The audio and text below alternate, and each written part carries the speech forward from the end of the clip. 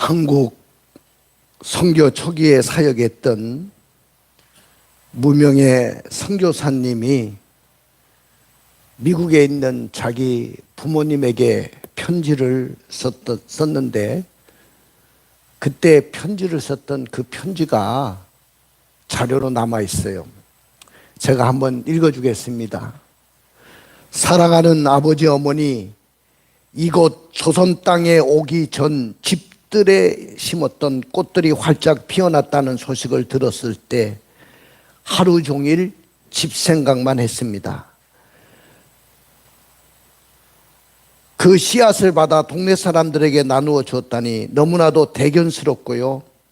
아마 내년 봄이 되면 온통 우리 동네는 내가 심은 노란 꽃으로 덮여 있겠군요. 아버지 어머니, 이곳 조선 땅은 참으로 아름다운 곳입니다.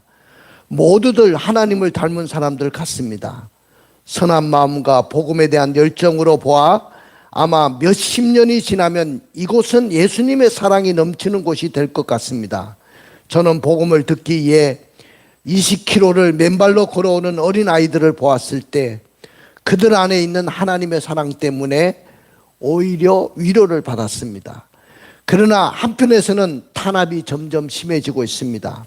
그저께는 예수님을 영접한 지 일주일도 안 되는 서너 명이 끌려가 순교했고, 토마스 선교사와 제임스 선교사도 순교를 했습니다.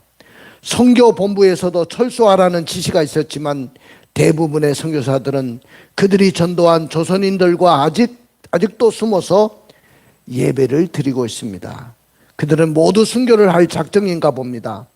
오늘 밤은 유난히도 고향으로 돌아가고 싶습니다. 외국인을 죽이고 기독교를 증오한다는 소문 때문에 부두에서 저를 끝까지 말리셨던 어머니의 얼굴이 자꾸 제 눈앞에 어립니다. 아버지 어머니, 어쩌면 이 편지가 마지막일 수도 있습니다.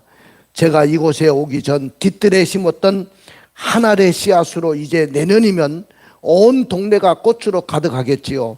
그리고 또 다른 씨앗을 만들어내겠지요. 저는 이곳에서 작은 씨앗이 되기로 결심했습니다.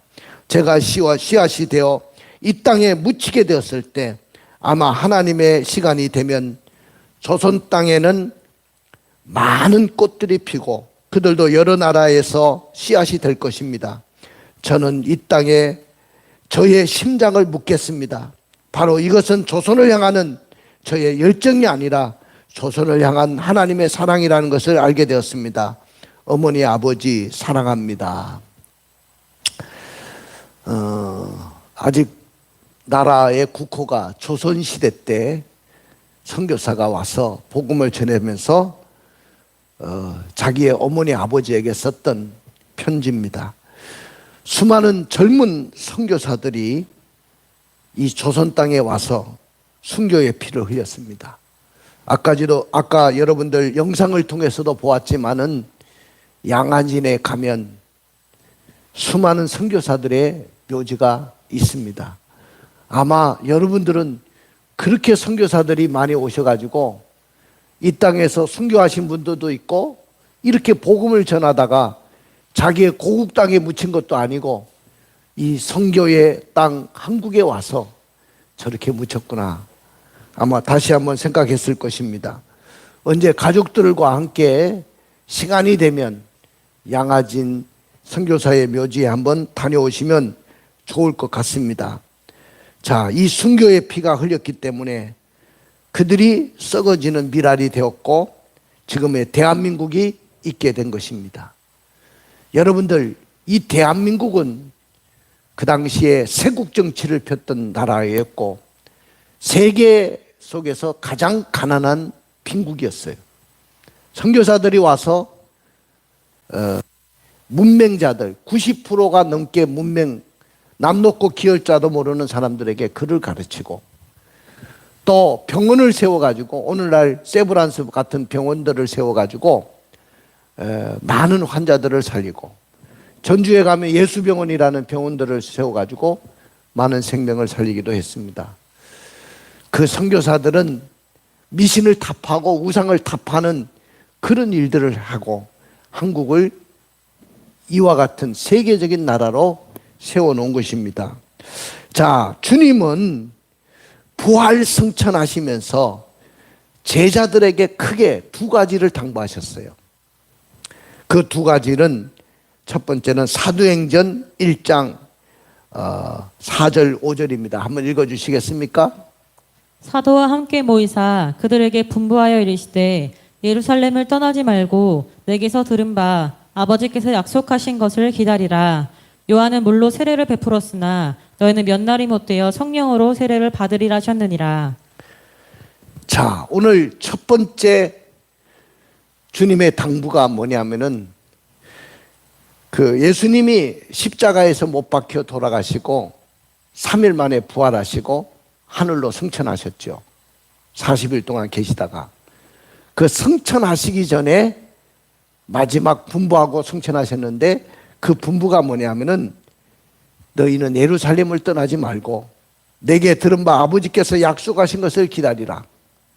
요한은 물로 세례를 베풀었지만은 너희들은 몇 날이 못 되어서 성령으로 세례를 받을 것이다.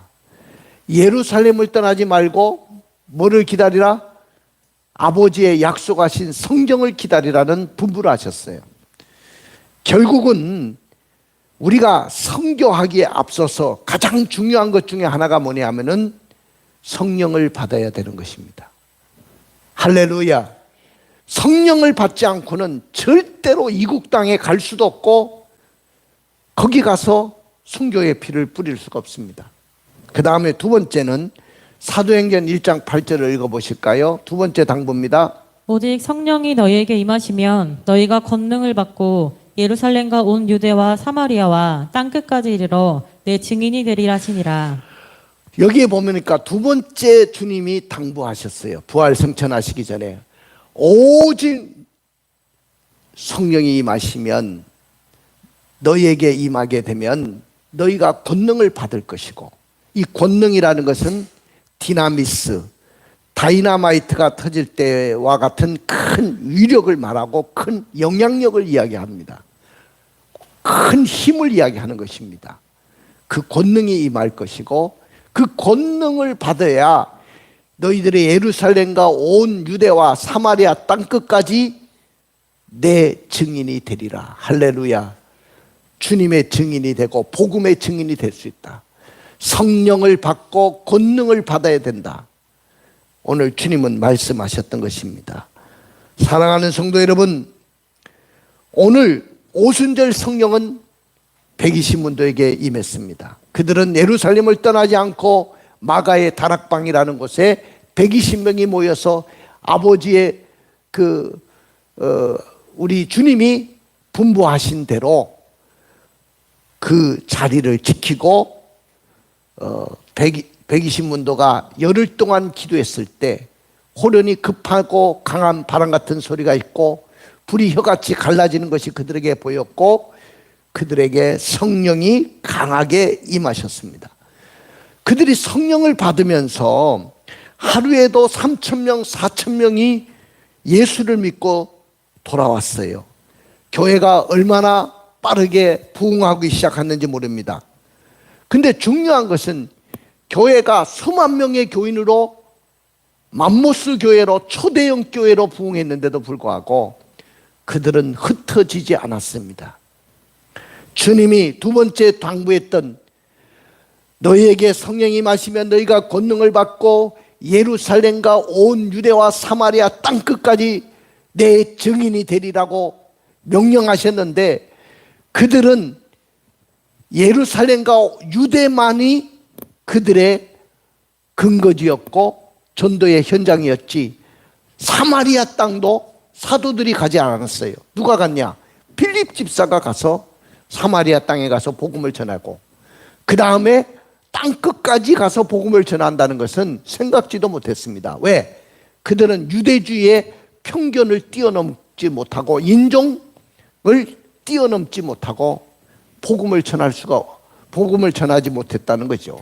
그래서 주님은 강제적으로 이 예루살렘 교회를 흩으십니다.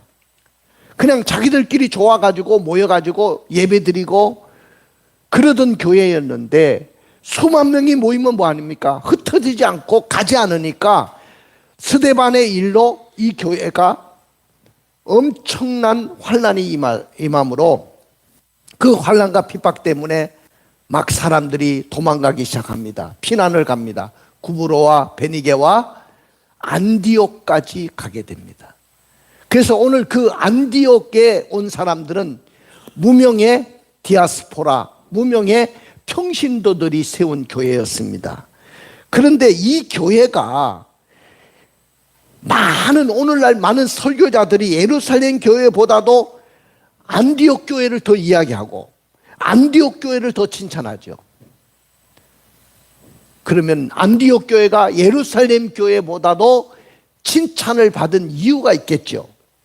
그 중에 하나는 바로 안디옥 교회는 다른 교회하고 다른 것이 뭐냐 하면은 선교하는 교회였다는 거죠. 선교하는 교회였기 때문에 오늘 주님이 그 교회를 칭찬하시고 많은 설교자들이 그 교회를 언급하고 칭찬하는 것이죠. 자, 이 안디옥 교회는 수리아 지역에 있는 안디옥 교회를 말합니다. 여러분도 물론 예루살렘 교회도 선교도 했죠. 그러나 그 선교의 장은 결국은 안디옥 교회를 통해서 열리게 됐다는 것을 아셔야 됩니다.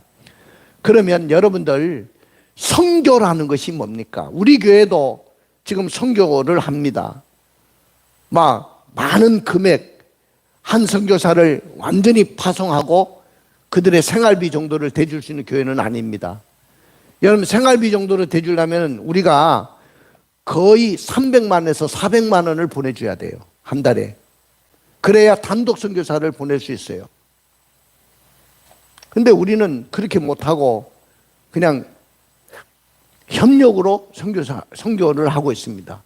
단독 선교사가 파송된 그 선교사를 협력하는데 우리 선교사들이 지금 세계에 나가서 사역을 감당하고 있어요. 목숨을 걸고 사역을 감당하고 있어요. 그리고 앞으로도 많은 선교사들을 우리 교회는 선교해야 될 것이고 또 국내적으로도 많은 개척교회를 우리가 후원하고 지원을 하고 있습니다. 그러면 선교라는 것이 뭐냐는 거죠. 여러분 선교가 뭡니까? 제가 이 말씀을 들어가기 전에 정의를 내려주려고 합니다. 선교라는 것은 하나님으로부터 부름받은 사람들이 성령의 능력 안에서 지리적으로 정치적으로 문화적 경계를 넘어서 하나님을 알지 못하는 사람들에게 예수 그리스도의 복음을 전하여 주님의 제자를 만드는 것을 선교라고 정의할 수가 있는 것입니다. 그러면 이 선교하는 일에 우리가 할 수 있는 일은 뭐냐? 기도해주고 물질로 동참하는 거예요. 할렐루야.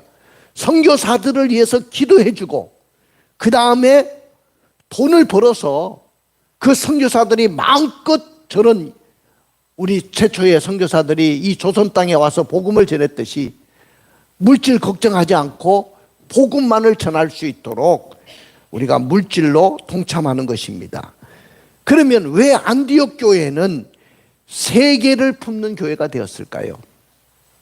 왜 우리 교회가 개인주의에서 벗어나 가지고 편견을 버리고 어떻게 이방인을 품을 수 있을까요? 앞으로 우리 교회가 부흥할 수 있는 하나의 근거가 되려고 하면 선교하는 교회가 돼야 돼요. 여러분들 앞으로 우리 선교하는 교회 만드십시다. 할렐루야. 지금도 선교하지만은 전적으로 앞으로 내가 사업하고 돈을 벌어가지고 선교하는 일에 내가 이걸 쏟아붓겠다. 이 마음을 가진 헌신자들이 나오기 시작하면 우리 교회는 큰일 할 수 있어요. 앞으로 300만 원 이상 한 명당 선교사들을 단독으로 파송할 수 있는 그런 교회를 우리가 만들기 시작한다면 많은 사람들이 이 비전에 있는데 지금 교회들이 선교를 하지 않으니까 그 비전을 갖고 있는 교회를 찾고 있어요. 그러면 그 선교의 비전을 갖고 있는 사람들이 이 교회에 몰려올 거예요. 아, 인천 왕성교회는 선교하는 교회다. 내가 그 교회에 가서 물질로 내가 헌신하고, 아니면 나는 그 교회에서 선교사로 파송을 받겠다. 이런 사람들이 이 교회에 몰려오기 시작할 줄로 믿습니다. 나는 그 비전과 그 꿈을 바라보고 있습니다. 사랑하는 성도 여러분, 오늘 저의 설교 제목은 선교하는 교회입니다. 어떤 교회? 다시 한번 따라해 봅시다. 선교하는 교회. 어떤 교회요? 선교하는 교회. 어떤 비전보다 우리 교회가 제일 우선순위로 1순위로 품어야 될 교회는 선교하는 교회입니다. 그러나 이 안디옥 교회도요, 선교하는 교회가 될 수가 없었어요. 처음부터 선교하는 교회가 될 수 있는 교회가 아니었습니다. 그러면 왜 안디옥 교회가 선교하는 교회가 될 수가 없었습니까?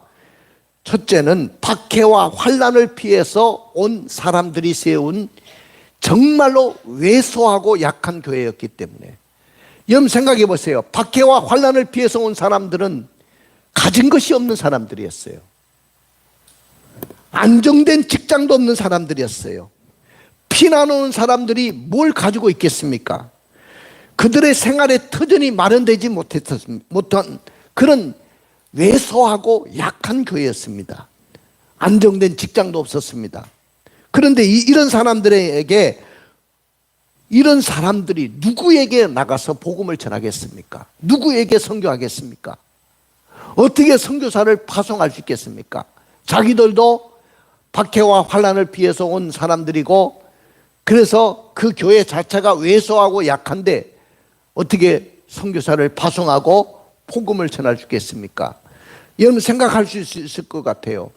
아, 우리 교회 왕성교회가 큰 교회가 아닌데, 막 서울에 있는 사랑의 교회, 막 서울에 있는 왕성교회 같은 큰 교회가 아닌데 우리 이 작은 교회가 어떻게 선교사를 파송할 수 있을까? 그러나 여러분들 비전과 꿈을 가지면 여러분들이 일당백을 할 수 있어요. 나는 여러분들 가운데 선교사를 단독으로 파송하는 분들이 나오기를 주의 이름으로 축복합니다. 할렐루야. 반드시 그런 분들이 나올 줄로 저는 믿습니다. 여러분들 중에 그런 분들이 나오지 않으면 비전과 선교의 비전을 꿈을 품고 있는 사람들이 이곳에 온다니까요. 와가지고 그분들이 할 거예요. 그런데 그분들에게 기회가 넘어가지 말고 나는 우리 왕성교회 지금의 성도들이 그 일들을 감당해낼 수 있기를 주님의 이름으로 축복합니다. 두 번째는요, 왜 안디옥 교회가 선교사를 파송할 수 없는 교회였느냐면은 교회 지도자를 다른 곳에 선교사로 파송할 수가 없었어요. 자, 우리 한번 읽어볼까요? 자, 사도행전 13장 2절 3절을 읽어보세요. 주를 섬겨 금식할 때에 성령이 이르시되 내가 불러 시키는 일을 위하여 바나바와 사울을 따로 세우라 하시니 이에 금식하며 기도하고 두 사람에게 안수하여 보내니라. 자, 여기 어느 날 이 교회가 주를 섬겨 금식하고 있을 때입니다.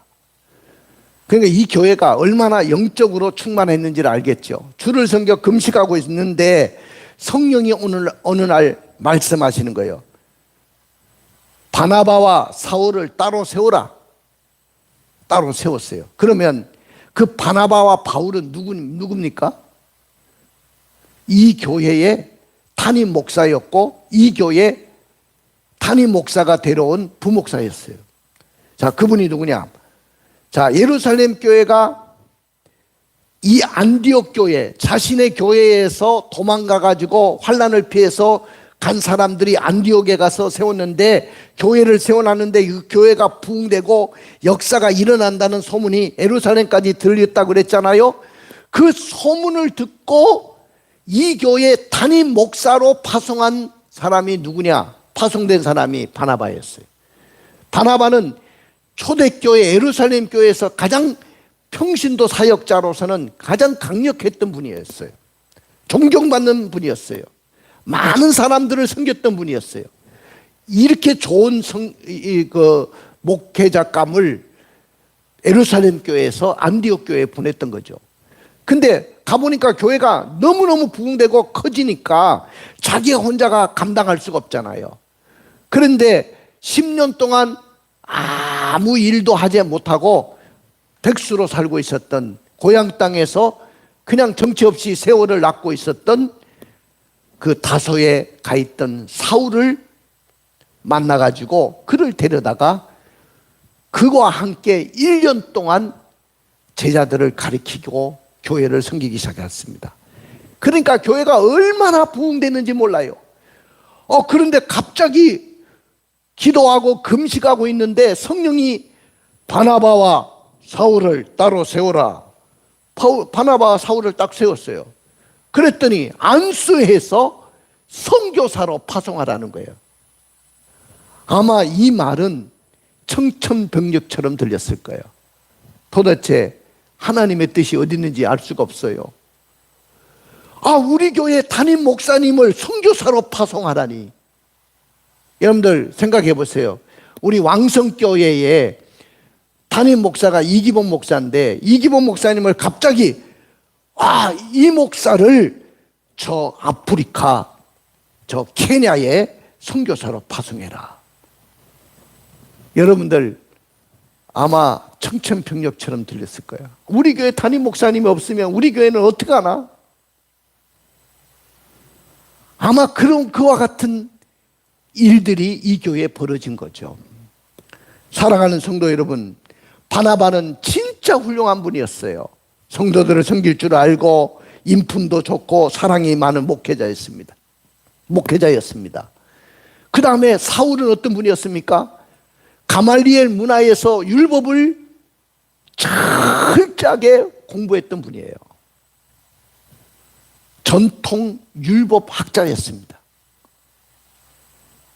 여러분들 신약성경 13권을 기록했던 분이 누구냐면 바울이잖아요. 그런데 이분을 선교사로 파송하래요. 말도 안 되는 이야기 아니겠습니까? 또 이 두 분이 이 교회를 섬긴 지 10년이 되고 20년, 30년이 된 것도 아니에요. 1년밖에 안 됐어요. 두 분이 이 교회를 섬긴 지 1년밖에 안 되는데 그 두 분을 선교사로 파송하라는 건 이건 말도 안 되지 않습니까? 선교는 나의 모든 것을 내놓을 수 있는 희생이 되지 않으면 할 수가 없는 일이에요. 심지어는 이 교회 담임 목사를 선교사로 파송하라면 여러분들이 담임 목사까지도 내놓을 수 있어야 돼요. 이해가 되십니까? 여러분들이 물질을 내놓으라고 하면 물질을 가감없이 내놓을 수 있는 그런 희생이 있어야 돼요. 우리도 못 먹고 사는데요. 우리 교회도 왜소하고 약한 교회인데 우리 담임 목사님 없으면 우리 교회는 어떡합니까? 아마 그런 안타까움이 교회 안에 오지 않겠습니까? 그러나 안디옥 교회는 어느 것 하나라도 선교할 수 있는 교회가 되지 못했지만은 이런 딜레마에 빠져 있었지만은 이 교회가 그 선교할 수 있었다는 것은 대단한 것입니다. 이 교회 성도들의 심리적인 독백을 한번 들어보세요. 제가 추론해 봤거든요. 하나님, 저희 교회는요 박해와 환난을 피해서 도망온 사람들이에요. 우리 교회 성도들요 직장 변변한 사람 없고요, 돈 있는 사람 한 사람도 없고요, 자리 잡은 사람 한 사람도 없습니다. 근데 우리가 어떻게 선교를 합니까? 더군다나 우리 교회는 큰 힘이 위로가 된 것은 예루살렘 교회에서 파송받았던 바나바 선생님과 바울 선생님인데, 아니 바울과 바나바가 없는 우리 교회를 어떻게 상상할 수 있겠습니까? 도대체 말이나 됩니까? 아마 이런 내적인 불만도 그들 속에 있을 만하죠. 그럼에도 불구하고 안디옥 교회 성도들은 선교하는 교회를 만들었습니다. 선교하는 교회가 되었습니다. 나는 오늘 우리 교회가 약소하고 부족하고 우리 교회는 아직도 부족한 교회지만은 선교의 비전을 품고 선교하는 교회가 되기를 주님의 이름으로 축원을 드립니다. 할렐루야. 하나님은 누구보다도 이 안디옥 교회가 선교하는 교회가 되어서 세계를 품고 아시아를 뛰어넘어 유럽까지 저 서바나까지 그리고 세상의 땅끝까지 선교하는 교회가 되기를 원하십니다. 마찬가지로 우리 인천 왕성교회가 세계 만방의 선교사를 파송하고 5대양 6대주가 우리의 선교제가 되고 5대양 6대주에 우리 선교사들이 나가서 복음을 전하는 그런 교회가 되기를 주님의 이름으로 축원을 드립니다. 지금 이 시대는 글로벌 시대라고 하죠. 여러분 세계를 나가보면 사는 것이 뭐 별 차이가 없어요. 똑같아요. 중요한 것은 제가 세계에 가보면 안타까운 것이 특별히 티르케이라는 옛날엔 터키라고 이야기했죠. 그 이름을 티르케이로 바꿨는데 원래 이름이 티르케이더라고요. 근데 터키, 오스만 터키가 이 나라를 점령하면서 터키가 된 거죠. 근데 그 땅에 가장 옛날에 서노마 제국 그 수도가 콘스탄티노플, 지금의 이스탄불이에요. 이름을 바꿨죠. 오스만 터키가 점령하면서 이스탄불이라고 이름을 바꾼 겁니다. 콘스탄티노플이었는데 콘스탄틴 대제가 기독교를 공인하고 난 후에 서노마 이 제국의 수도를 이스탄불, 지금 콘스탄티노플이라고 자기 이름을 따가지고 졌는데 오스만 터키가 그 땅을 점령하면서 이스탄불이라고 수도를 정하고 지금 가보니까 그렇게 십자가, 우리나라는 다 십자가가 세워졌잖아. 동네마다. 대한민국 땅에 딱 비행기 딱 타고 밤에 내리면요 다 십자가 밖에 안 보여요. 우리나라는 이렇게 축복받은 나라예요. 근데 터키에 가보면 십자가가 하나도 없고 바로 해교 사원들, 모스크들이 곳곳마다 수도 없는 모스크들이 세워져 있어요. 시골 동네 가도 다 모스크가 있어요. 해교 사원들이 있단 말이죠. 여러분 그 땅을 보면서 우리는 지금 옛날에 복음의 흔적을 찾으려고 사도 바울이 복음을 전했던 그 흔적을 찾아서 이곳에 왔는데 진정 그 땅에 와보니까 그 땅에는 십자가가 없고 복음을 믿지 않더라는 거죠. 해교 사원들이 세워져 있고 해교도들이 그 땅에 99%가 해교도란 말이죠. 하나님은요 선교의 주체가 되시고 선교의 동력이 되시는 분이에요. 좋습니다. 우리가 지금 작은 성도들이지만은, 많지 않은 성도들이지만은 저와 함께 이 비전을 품고 나가면 우리 교회는 큰 일을 할 수 있는 교회가 될 줄로 믿습니다. 우리 장로님과 함께 그 비전을 품고 이 교회를 개척한 거예요. 다시 한번 우리 시작합시다. 할렐루야. 이 비전, 이 원천적인 비전을 여러분들은 절대로 잊어버리지 마십시오. 안디옥 교회는 선교하는 교회가 되기 위해서 뭘 했습니까? 선교를 위해서 희생을 했어요. 뭘 했다고요? 희생했어요. 희생. 선교는 희생을 하는 거예요. 자, 한번 사도행전 11장 29절 30절을 읽어볼까요? 제자들이 각각 그 힘대로 유대에 사는 형제들에게 부조를 보내기로 작정하고 이를 실행하여 바나바와 사울의 손으로 장로들에게 보내니라. 안디옥 교회는 원래 피난 온 사람들이고 환난을 피해서 온 사람들이기 때문에 돈이 없어요.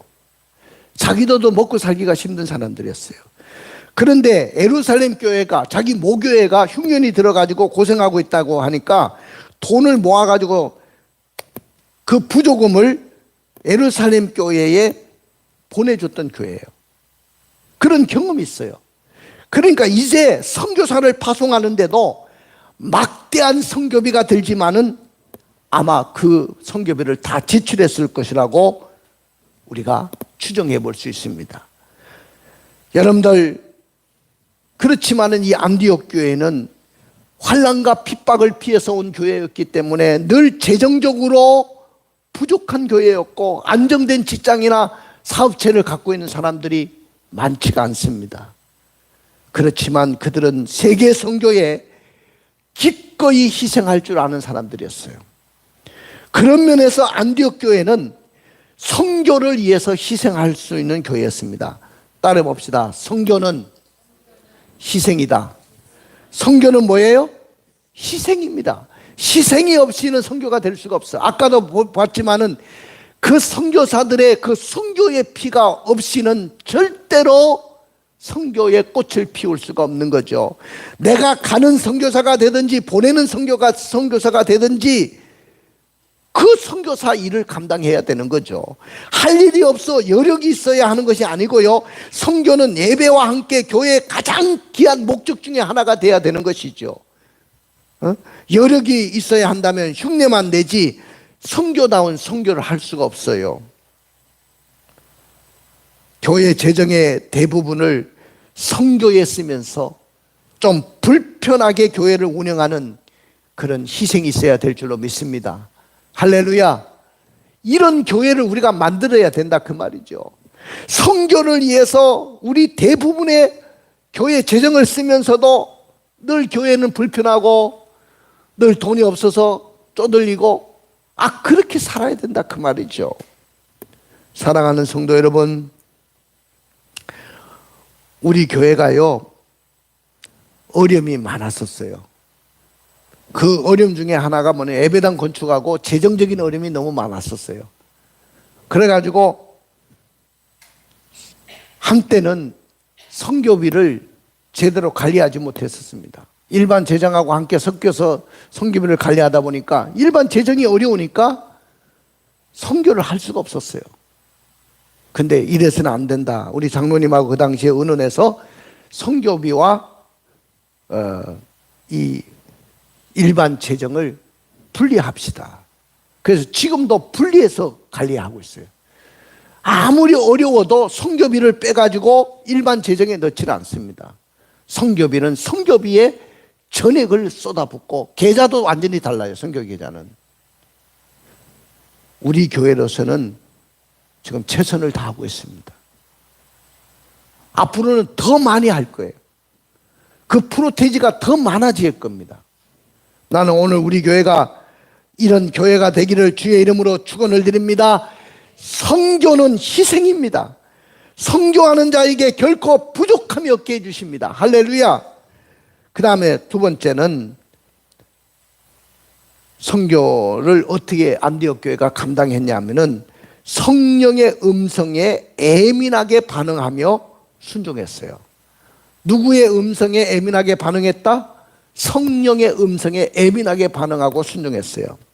선교는 항상 성령의 음성에 예민하게 반응하고 순종하는 거예요. 안디옥 교회는 지금 환난과 핍박을 피해가지고 온 무명에 흩어진 디아스포라 평신도들에 의해서 세워진 교회였습니다.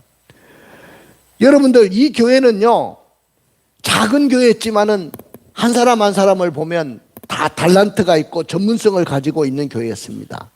여러 부분에서 참 좋은 분들, 좋은 인재들이 많았어요. 그럼 안디옥 교회 유능한 인재를 가진 교회였는데 한번 읽어볼까요? 1절을 한번 읽어주세요.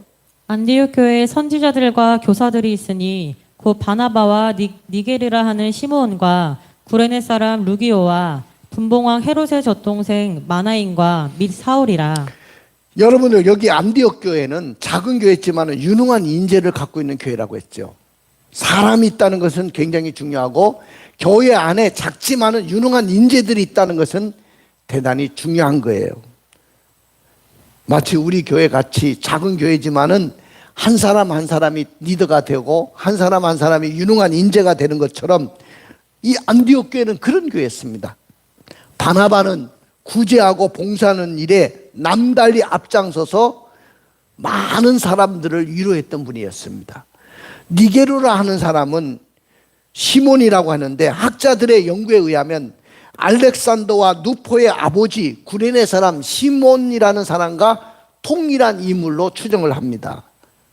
다시 말하면 골고다 언덕을 예수님이 십자가를 지고 갈 때 지쳐가지고 쓰러지고 넘어지고 막 군병들이 척척을 때리는데도 일어서지 못하니까 구레네 사람 껌둥이 그 시몬을 억지로 십자가를 지게 해서 억지로 몇 메달을 십자가를 졌던 그 구레네 시몬이 바로 오늘 니게로를 하는 시몬과 동일한 인물이라는 거죠. 예수님의 십자가를 목격했던 분이죠. 그 다음에 구레네 사람 누기오라는 인물은 아프리카 지역의 흑인이었습니다. 헤롯의 젖동생 마네는 귀족이었어요. 왕족이었어요. 나중에 바울이 된 사울은 가장 위대한 사도가 됐던 분입니다. 자, 이렇게 오늘 이 안디옥 교회는 훌륭한 이름을 가진 훌륭한 인재들이 있었는데 그 중에도 정말로 인재 중에 인재가 누구냐면 바나바와 사울이었어요. 근데 이 두 분을 어떻게 하라고요? 자, 읽어봐요. 2절입니다. 2절 3절입니다. 주를 섬겨 금식할 때 성령이 이르시되 내가 불러 시키는 일을 위하여 바나바와 사울을 따로 세우라 하시니 이에 금식하며 기도하고 두 사람에게 안수하여 보내니라. 이 교회 가장 유능한 인재가 누구냐면 바나바와 사울이었어요. 이 두 분을 선교사로 파송했던 교회가 안디옥 교회였습니다. 그 교회 담임 목사와 부목사를 함께 몽땅 선교사로 파송했던 교회가 안디옥 교회였습니다. 여러분들, 바나바는 개성이 강하고 10년 동안 아무도 거들떠 보지 않았던 사울이라는 청년을 다소에서 데리고 와서 1년 동안 이 교회 사역을 이루어 가지고 큰 부흥을 이루었던 상황이었습니다. 한번 읽어볼까요?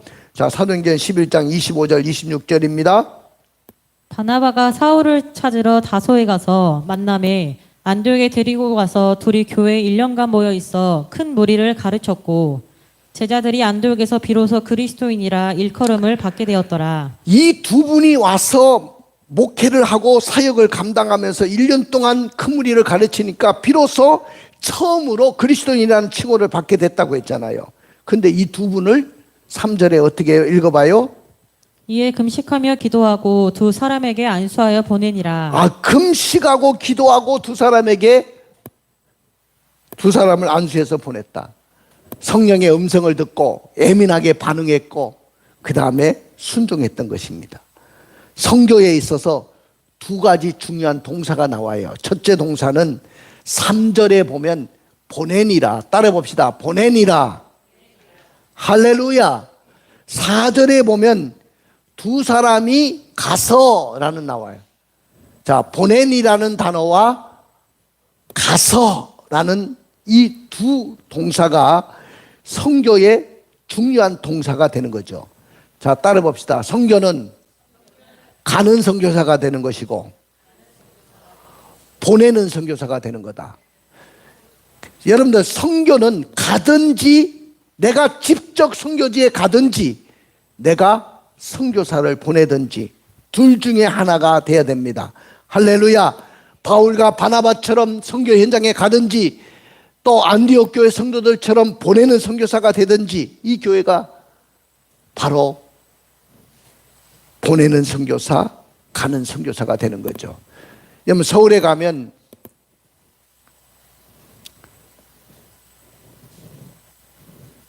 유명한 교회가 하나가 있어요. 바로 돌아가신 하용주 목사님이 개척했던 그리고 세운 온누리 교회라는 교회입니다. 이 교회가 세계적인 교회가 되고 그렇게 큰 일을 감당할 수 있었고 하용주 목사님이 세계적인 목사님이 될 수 있었던 비결 중에 하나가 이 목사님은 개척을 할 때부터 외친 것이 뭐냐면은 내가 선교지에 가든지 선교사를 보내든지 둘 중에 하나를 해야 된다. 이 선교를 외치면서 이 교회가 그렇게 크게 이룬 것입니다. 그래서요, 그 교회는 장로님이 되려고 하면 2년 동안 의무적으로 선교사를 갔다 와야 돼. 우리 교회는 다행히 감사하게 우리 조장로님이 2년 동안 선교사를 갔다 오지 않았는데도 장로님이 되셨지만은 온누리 교회 장로님이었다면 어림도 없었겠죠. 가야 돼요, 어디든지. 그러니까 직장 생활 하다가 부부가 선교지에 애들 데리고 가는 거예요. 2년 동안 선교 사역을 감당하고 와서 그 교회 장로가 되는 거야. 그러니 그 교회가 어느 정도의 선교를 했던지를 여러분 보내는 선교사입니다. 가는 선교사보다 보내는 선교사가 많지만은 보내는 선교사도 그만큼 중요합니다. 할렐루야. 여러분들 이 선교를 많이 하면 하나님이 그 교회에 복을 주게 돼 있는데, 성경에 사람을 옳은 대로 인도한 자는 궁창의 별과 같이 영원히 비치고 물질로 흩어서 나누는 자도 그 의가 영원히 있을 것이라고 이야기했어요. 나는 우리 교회가 성령의 음성에 예민하게 반응할 수 있고 순종할 수 있는 교회가 되기를 원합니다. 그 다음 마지막 세 번째인데 2절, 주를 섬겨 금식할 때 성령이 이르시되. 안디옥 교회는 기도하다가 성령의 음성을 들었죠. 금식하며 기도했다면 일반 기도는 얼마나 열심히 했는가를 추론해 볼 수 있는데, 그것도 교회적으로 함께 금식하며 기도했다면 이 교회는 기도를 적게 하는 교회가 아니었어요. 따라해 봅시다. 선교는 알파와 오메가가 기도다. 처음과 마지막이 다 기도라는 거죠. 선교는요, 영적인 전쟁이에요. 선교사가 나가서 선교하는 그 사역은 영적인 전쟁과 같은 거예요. 그렇기 때문에 기도해 주지 않으면 기도 없이는 불가능한 거예요. 선교는 물질도 있어야 되지만은 물질이 없어서 선교하지 못한다면 기도라도 도와서 선교해야 될 줄로 믿습니다. 우리 교회 선교사들을 위해서 기도해 주십시오. 저 러시아에 있는 변상대 선교사, 우크라이나에 있는 윤상수 선교사님은 우크라이나에 엄청난 제자들을 세워놨어요. 저희 동창인데, 뭐 러시아에 있는 선교사도 저희 동창이고 다 동창들인데, 친구들인데 엄청난 제자들을 세워놔가지고 지금 우크라이나에 전쟁이 일어나가지고 사람들은 한국에 와가지고 그냥 편안하게 있으라고 하는데 한국에 잠시 왔다가 다시 제자들 때문에 지금 거기에 가 있어요. 전쟁의 포화 속에서도 그 제자들을 놓지 않고 있습니다. 여러분들 기도해 주십시오. 그들이 좌절하지 않고 실망하지 않도록 기도해 주십시오. 할렐루야. 바울도 저 드로아에서 마게도냐 사람의 환상을 보고 기도하다가 하나님이 저 환상을 보여주신 것은 여기 와서 우리를 도우라는 저 사람의 환상을 보고 유럽 쪽으로 선교의 방향을 틀었던 것을 보면서, 아, 선교는 기도구나, 이걸 깨닫기를 원합니다. 따라해 봅시다. 교회는 선교하는 교회가 되는 것입니다. 그렇습니다. 왜소하고 약한 교회일지라도 교회는 선교하는 교회가 돼야 되는 것입니다. 교회 지도자를 다른 곳에 선교사로 파송할지라도, 우리 교회 담임 목사님을 선교사로 파송할지라도 교회는 선교하는 교회가 돼야 되는 것입니다. 선교를 위해서 희생을 감수하면서라도 교회는 선교하는 교회가 돼야 되는 것입니다. 성령의 음성에 예민하게 반응하고 순종하고 교회는 선교하는 교회가 되는 것입니다. 선교를 위해서 기도하며 교회는 선교하는 교회가 되는 것입니다. 만약에 우리 교회가 선교하는 교회가 되지 못한다면 주님의 선교 사역에 영원히 제외될 것이고요, 주님이 주시는 특별한 복을 받을 수 없을 것입니다. 이 교회가 선교함으로 어떤 축복을 받았는지 아십니까? 먼저 성도들이 타락한 도시에서 흔들리지 않았어요.